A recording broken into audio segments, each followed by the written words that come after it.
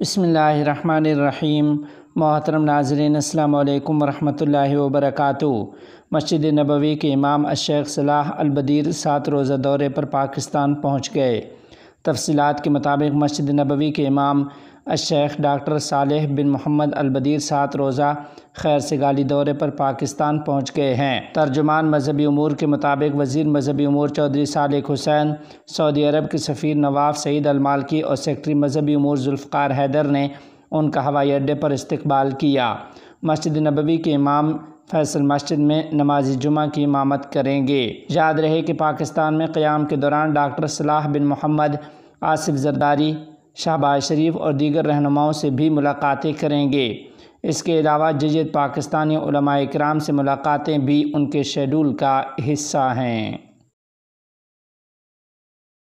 نہایت رنج و غم کے ساتھ آپ کو یہ اطلاع دی جا رہی ہے کہ جمعیت علماء ہند کے ناظم عمومی حضرت مولانا حکیم الدین صاحب قاسمی دامت برکاتہم العالیہ آج 8 اگست کو جودھپور راجستھان میں منتظمہ کے اجلاس میں شریک تھے کہ اچانک سینے اور گلے میں درد ہوا اور ابھی ہسپتال میں ایڈمٹ ہیں۔ تمام حضرات سے خصوصی دعاؤں کی درخواست ہے۔ امیر المؤمنین کی جانب سے تمام وزارتوں میں نماز قائم کرنے کے حوالے سے حکم۔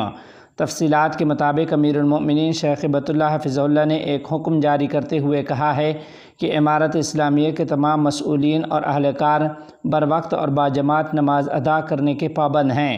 حکم نامہ کے مطابق نماز نہ پڑھنے کی صورت میں اولاً واعظ و نصیحت ہوگی اور پھر فقہ حنفی کے مطابق تعزیری سزا دی جائے گی۔ محترم ناظرین، اسی کے ضمن میں آپ کو یہ خبر بھی دیتے چلیں کہ افغانستان کے صوبہ رات میں ناجائز ریاست کے مظالم کے خلاف اور فلسطینی مظلوموں کی حمایت میں زبردست قسم کے احتجاجی مظاہرے کیے گئے ہیں۔ ادھر دوسری جانب گزشتہ روز ترکی نے دی ہے عدالت میں بین الاقوامی عدالت انصاف میں باضابطہ طور پر ایک درخواست جمع کرائی ہے، جس کی بنیاد پر وہ ارض مقدس میں ناجائز ریاست کی جانب سے جاری نسل کشی کے حوالے سے پیش کیے گئے مقدمے میں شامل ہوگا۔ یاد رہے کہ یہ شکایت جنوبی افریقہ کی جانب سے دسمبر 2023 میں جمع کرائی گئی تھی۔